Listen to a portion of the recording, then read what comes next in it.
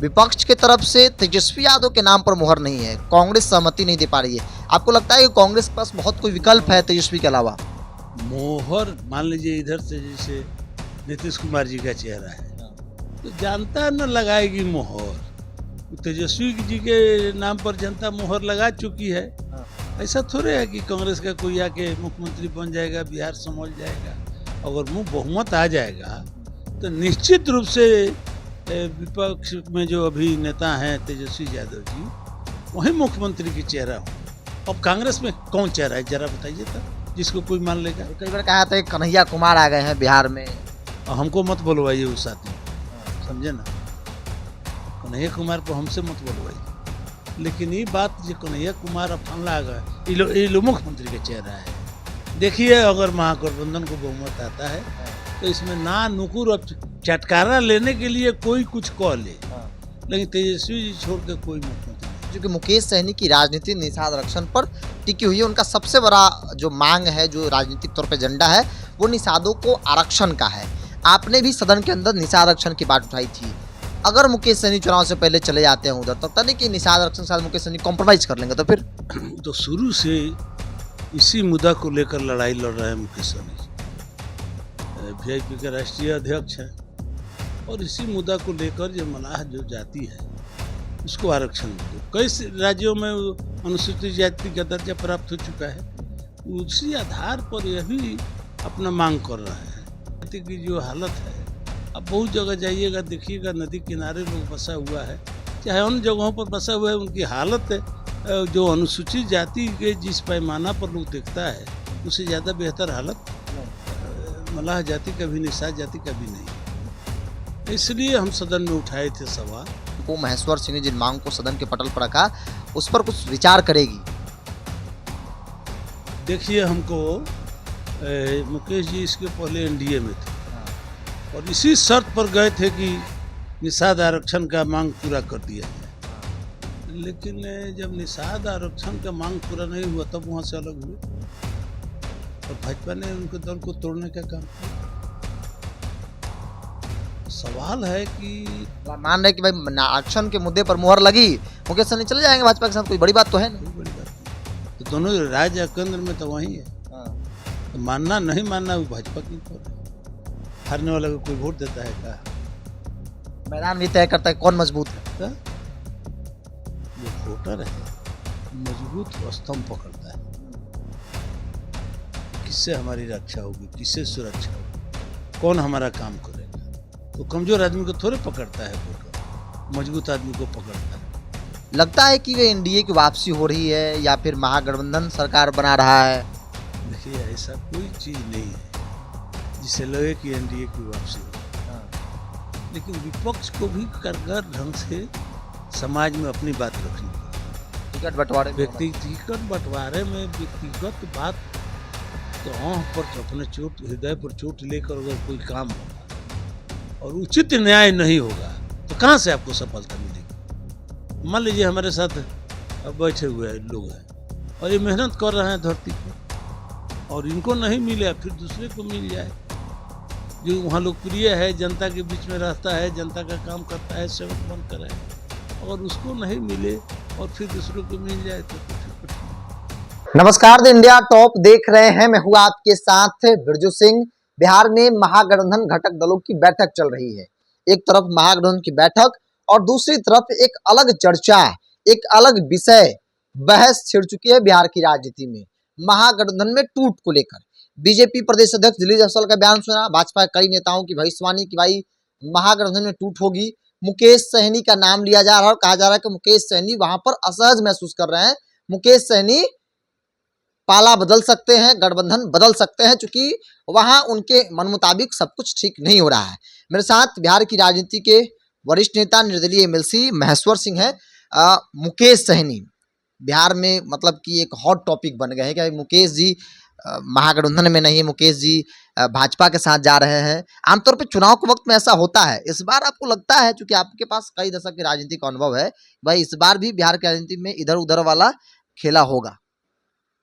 ना अभी तो मान लीजिए कि एनडीए के साथ जो है वो एनडीए के साथ है। जैसे चिराग पासवान हुए, जदयू हुआ, भाजपा, मांझी जी का पार्टी, सब मिलकर एक साथ है। और महागठबंधन में कांग्रेस है, राजद है, सीपीआई, सीपीएम, माले, ये सब लोग एक साथ हैं। उसमें मुकेश सहनी जी का वीआईपी पार्टी भी है। तो अभी इधर तो कोई ऐसी बात नहीं हुई है कि जिससे टूट दिखाई दे। अभी आज तो सुन रहे हैं कि आज बैठक होने जा रही है महागठबंधन की। बैठक चल रही है। बैठक चल रही है, तो मान लीजिए आज बैठक हो रहा है, इसके बाद में कोई निष्कर्ष निकलेगा कि क्या होना है, नहीं होना है। लेकिन इसके पहले हल्ला कर देना किसी के बारे में, ये इधर नहीं रहेंगे, उधर रहेंगे, उधर जाएंगे, इधर जाएंगे, और राजनीतिक परिस्थिति तो बदलते रहती है। राजनीति में कुछ भी हो सकता है। संभव हो सकता है, लेकिन अभी ये संभावना दिखाई नहीं दे रही। नहीं, एक सवाल आपसे, जो कि मुकेश सहनी की राजनीति निषाद आरक्षण पर टिकी हुई है, उनका सबसे बड़ा जो मांग है, जो राजनीतिक तौर पे एजेंडा है, वो निषादों को आरक्षण का है। आपने भी सदन के अंदर निषाद आरक्षण की बात उठाई थी। अगर मुकेश सहनी चुनाव से पहले चले जाते हैं उधर, तो लगता नहीं कि निषाद आरक्षण के साथ मुकेश सहनी कॉम्प्रोमाइज कर लेंगे? तो फिर नहीं ना, सवाल है कि तो शुरू से इसी मुद्दा को लेकर लड़ाई लड़ रहे हैं मुकेश सहनी जी।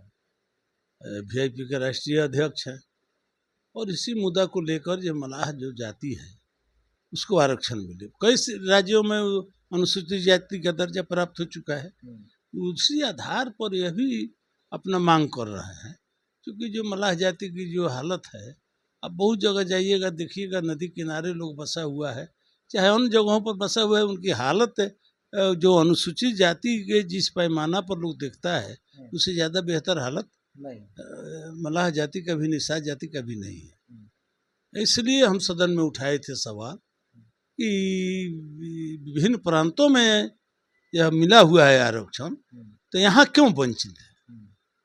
यहाँ भी उनको, अच्छा, वो आरक्षण इससे बढ़ना है, नहीं घटना है, तो शामिल कर लेना है, इस जाति को शामिल कर लेना है। तो उनका मांग तो अपना उचित है। जिस मुद्दा पर, एजेंडा पर चल रहा है, जहाँ से लोग स्वीकार करेगा वहीं पर अपना पैर जमाएंगे। बिहार सरकार ने एक बार फैसला भी लिया था, केंद्र सरकार को भेजा भी था। केंद्र सरकार इस पर बहुत मौन है, केंद्र सरकार की कुछ एक्टिविटी दिख नहीं रही है, जो कि आपने सदन के अंदर इस मांग को उठाया था। लगता है कि केंद्र सरकार मुकेश सहनी की इस मांग को, महेश्वर सिंह ने जिन मांग को सदन के पटल पर रखा, उस पर कुछ विचार करेगी? देखिए, हमको मुकेश जी इसके पहले एनडीए में थे, और इसी शर्त पर गए थे कि निषाद आरक्षण का मांग पूरा कर दिया जाए। लेकिन जब निषाद आरक्षण का मांग पूरा नहीं हुआ, तब वहां से अलग हुए, और भाजपा ने उनके दल को तोड़ने का काम किया। तो सवाल है कि भाजपा यह आश्वासन दे दे, तो अब केंद्र में वही है, राज्य में वही है, सब जगह तो उसको लागू कर दे। चुटकी का खेल है भाजपा चुटकी का खेल है। जब उनका एजेंडा पूरा हो जाएगा तो कहीं अपने जो रह सकते हैं, कहीं बात हो सकती है। मान रहे कि भाई आरक्षण के मुद्दे पर मुहर लगी, मुकेश सहनी चले जाएंगे भाजपा के साथ, कोई बड़ी बात तो है नहीं। कोई बड़ी बात नहीं, तो दोनों राज्य या केंद्र में तो वही है। तो मानना नहीं मानना वो भाजपा के ऊपर है। अच्छा, आप एनडीए में भी रहे हैं, जनता दल यू में रहे हैं, लोजपा में रहे हैं, आप आरजेडी और विपक्षी दलों में भी रहे हैं। सीएम फेस को लेकर एक तरफ नीतीश कुमार तो तय है, ये तो बहुत क्लियर है, विपक्ष के तरफ से तेजस्वी यादव के नाम पर मुहर नहीं है, कांग्रेस सहमति नहीं दे पा रही है। आपको लगता है कि कांग्रेस के पास बहुत कोई विकल्प है तेजस्वी के अलावा?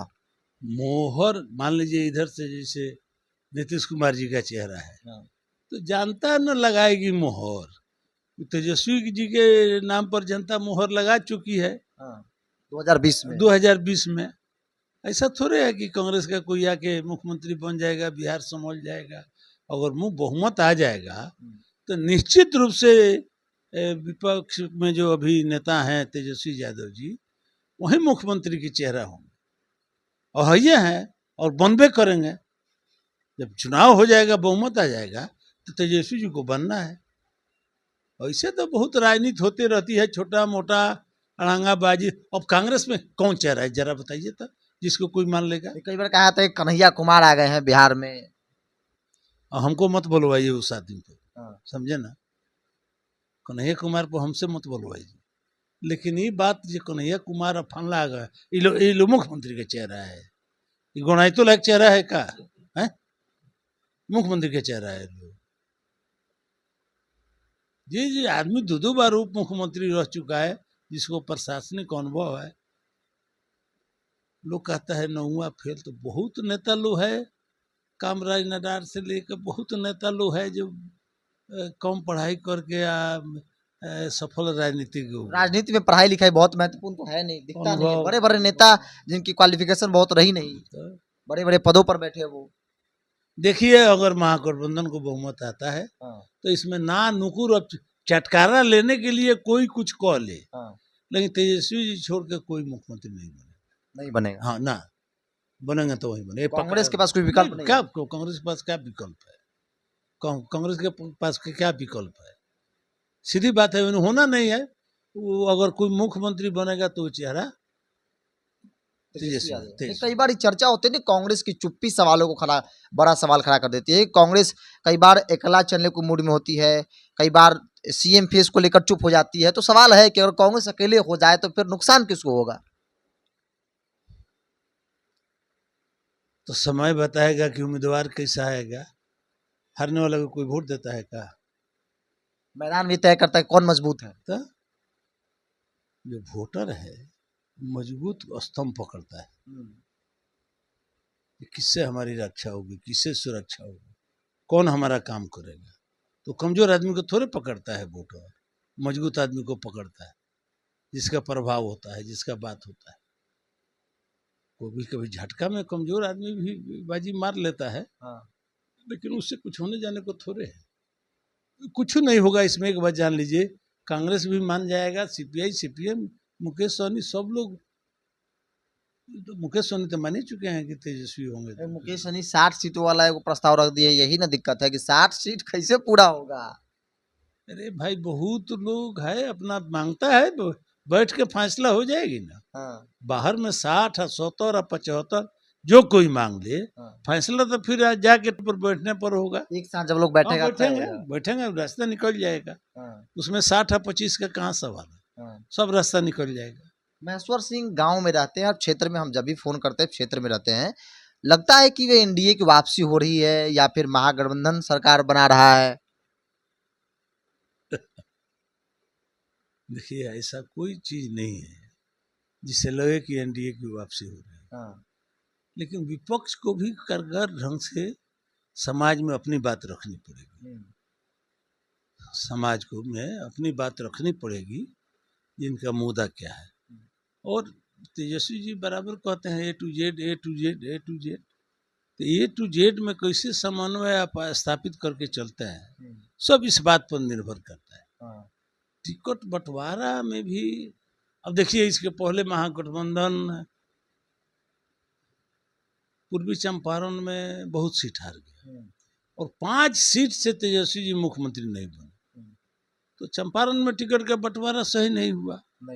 अब केसरिया में एगो गोभी उभी का बीज गिराने वाला, सब्जी का बीज गिराने वाला को टिकट दे दिए, वो दूसरा जगह से आके लड़ा। उसी तरह आपको जिसको मिलना चाहिए चिरैया में वो टिकट नहीं मिला। सुरेश यादव को रक्सौल से टिकट नहीं मिला, निर्दलीय लड़ा, 45-50 हजार वोट आया। ये 45,000 बड़ी बात होती हजार है। वोट आया। उस आदमी को टिकट मिले रहता तो चुनाव जीत गए होते। कि राजद का सीट निकल गया रहता। आपको उसी तरह, अब मान लीजिए कि मधुबन में उसी तरह कैंडिडेट दिया, चिरैया में लक्ष्मी यादव का टिकट काट दिया, मजबूत आदमी है। उसी तरह पिपरा में माली को चला गया, जिसको कोई जानता नहीं था। हरसिद्धि में उसी तरह टिकट कटा करके वो बुतरू को दे दिया।